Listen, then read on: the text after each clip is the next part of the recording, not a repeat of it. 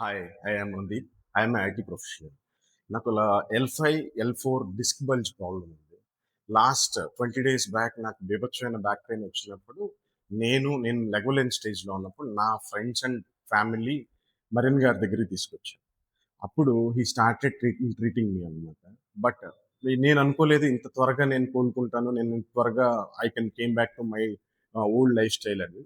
But after 3 days నాకు చాలా big difference కనిపించింది.